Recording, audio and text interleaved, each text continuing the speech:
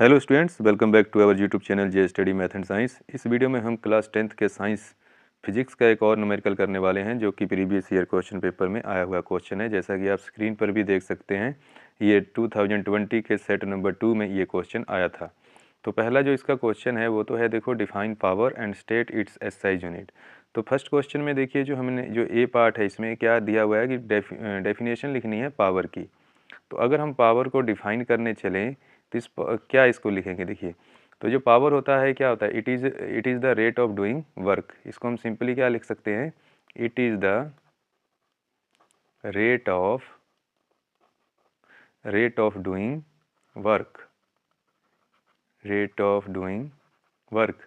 या फिर इसको और एक्सप्लेन थोड़ा सा करना चाहे तो इसको लिख सकते हैं, इट इज़ द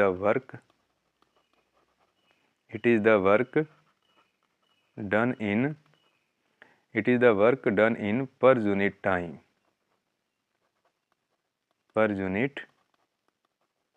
सिंपल।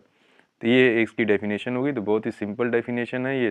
तो ये तो सभी बच्चे कर लेते हैं, ठीक है, डेफिनेशन की कोई प्रॉब्लम नहीं है। इसका जो एसआई यूनिट होता है, वो होता है इसका वाट। क्या होता है, वाट होता है। या फिर इसको हम लिखते हैं जाउल पर सेकेंड। तो ये दोनों इसके एसआई यूनिट हैं। तो पहले वाट, बेसिकली जो हम पावर होता है उसको हम वाट में ही रिप्रेजेंट करते हैं। उसके बाद जो इसका सेकंड यूनिट है वो है जाउल पर सेकेंड। तो इस तरह से ये इसका ए पार्ट जो हुआ है कंप्लीट हुआ। अब यहाँ पे देखिए जो बी पार्ट है ये है मेन इसका जो न्यूमेरिकल है, ठीक है।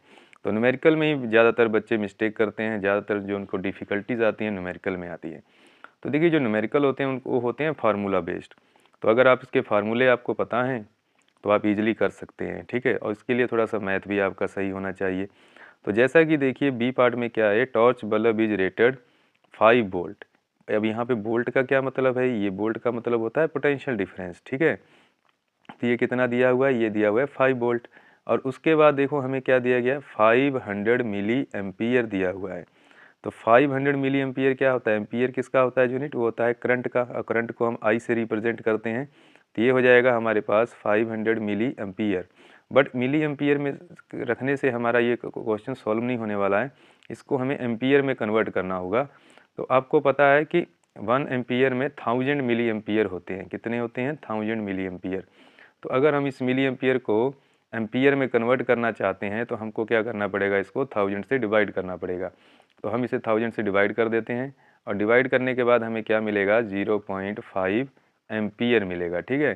तो ये जो हमने कन्वर्ट कर लिया इसको, तो करंट हमें मिल गया 0.5 एम्पियर। उसके बाद हमने क्या कैलकुलेट करना है, इसमें पावर कैलकुलेट करना है।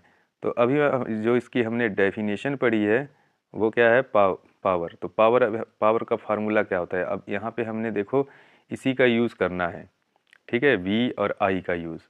और हमारे पास देखो जो गिवन में क्या है कि एक तो पोटेंशियल डिफरेंस गिवन है और एक हमें गिवन है यहाँ पे करंट गिवन है, ठीक है।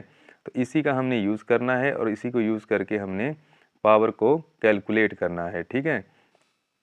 तो देखिए जो पावर का फार्मूला होता है वो होता है पोटेंशियल डिफरेंस मल्टीप्लाई करंट होता है। क्या होता है, पोटेंशियल डिफरेंस मल्टीप्लाई करंट। तो यहाँ पे हम क्या करेंगे, पोटेंशियल डिफरेंस को मल्टीप्लाई कर देंगे करंट से। तो करंट हमारे पास है 0.5। तो अगर हम इससे मल्टीप्लाई करते हैं तो 5 को अगर हम 0.5 से मल्टीप्लाई करेंगे तो हमें कितना मिलेगा, 2.5। पावर किस में अब रिप्रेजेंट करेंगे, हम इसको रिप्रेजेंट करेंगे वाट में। तो यहाँ पे हमें मिलेगा वाट। तो 2.5 वाट आ गया हमारे पास पावर। अब इसके बाद जो सेकंड पार्ट पूछा हुआ है उसमें हमने कैलकुलेट करना है रेजिस्टेंस। तो रेजिस्टेंस कैलकुलेट करने के लिए हम ओम्स लॉ अप्लाई करेंगे। तो हमें जैसे कि पता है कि ओम्स लॉ क्या होता है, अकॉर्डिंग टू, यहाँ अगर मैं यहाँ पे लिखूँ अकॉर्डिंग टू ओम्स लॉ, तो जो ओम्स लॉ होता है वो होता है B is equal to IR। तो B हमें पता है, B हमारे पास कितना है, तो B हमारे पास है यहाँ पे 5 वोल्ट। और करंट हमने अभी कैलकुलेट किया था तो वो हमारे पास था 0.5 एम्पियर। और यहाँ पे हमें मल्टीप्लाई करना है रेजिस्टेंस से। तो रेजिस्टेंस हमारे पास अब कितना आ जाएगा, तो अगर हम इसको सॉल्व करते हैं तो इसको हम ट्रांसपोज करेंगे तो 5/0.5 बनेगा ये, ठीक है, 0.5। तो इसको हम लिखेंगे डेसिमल, अगर इसका ख़त्म करते हैं तो 5 × 10 हो जाएगा, नीचे 5 हो जाएगा। तो इसको हम इसके साथ कैंसिल करेंगे तो ये 1 पे कैंसिल होगा।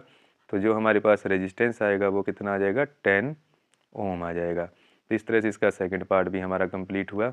बी पार्ट का जो सेकंड पार्ट था रेजिस्टेंस कैलकुलेट करना था। अब थर्ड पार्ट में हमने क्या कैलकुलेट करना है यहाँ पे, तो energy consumed when it is lighted for 2 and 1 hours. तो जो हमें यहाँ पे टाइम दिया गया है वो दिया गया है 2 and 1 आवर्स, यानी कि हमें 2.5 घंटे दिए गए हैं। तो इसके अकॉर्डिंग हमने अगर मतलब इसने कहा कि अगर हम उस बल्ब को 2 and हाफ आवर अगर हम उसको ऑन करके रखते हैं तो कितनी एनर्जी कंज्यूम्ड होगी। तो जो एनर्जी का फार्मूला होता है वो हमारे पास क्या होता है, तो इस एनर्जी के फार्मूले को भी हमें याद रखना पड़ेगा, जो कि बहुत ही ज़रूरी है। तो जो एनर्जी का फार्मूला होता है वो होता है पावर मल्टीप्लाई टाइम। क्या होता है? Power multiply time. तो हमारे पास जो पावर था हमने अभी कैलकुलेट किया था, तो पावर देख लेते हैं कितना था, कितना हमने कैलकुलेट किया था पावर, वो था 2.5 वाट। क्या था वो? 2.5 वाट।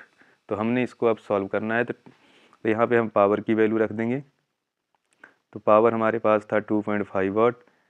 टाइम जो दिया हुआ है वो दिया हुआ है हमें 2 and हाफ आवर्स।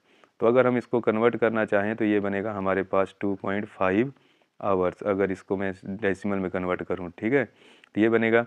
तो 2.5 यहाँ पे हम मल्टीप्लाई कर लेते हैं। अब इसको हमने, क्योंकि हमें पता है कि जो यहाँ पे हम कैलकुलेट करेंगे एनर्जी जो होगी वो एनर्जी होती है जाउल में, तो इसको जाउल पर सेकंड में कन्वर्ट करना है, तो इसको हम क्या करेंगे 60 मल्टीप्लाई 60 कर लेते हैं। यहाँ पे अगर हम इसको मल्टीप्लाई करने चलें तो ये बनेगा हमारे पास, तो 2.5 को 2.5 से अगर मैं मल्टीप्लाई करूँ तो ये बनेगा 6.25, और 60 को 60 से अगर मल्टीप्लाई करते हैं तो ये हमारे पास इतना आ जाएगा। इसके बाद अगर मैं इसको कैलकुलेट करना चाहूँ तो इस कैलकुलेट करने के बाद जो हमें मिलेगा उसको हम, वही हमारा फाइनल आंसर होगा। तो जब हम इसको कैलकुलेट करते हैं तो कैलकुलेट करने के बाद जो हमें आंसर मिलेगा यहाँ पे वो मिल रहा है, देखिए 225 और मल्टीप्लाई करेंगे तो 00, तो ये आ जाएगा जाउल पर सेकेंड।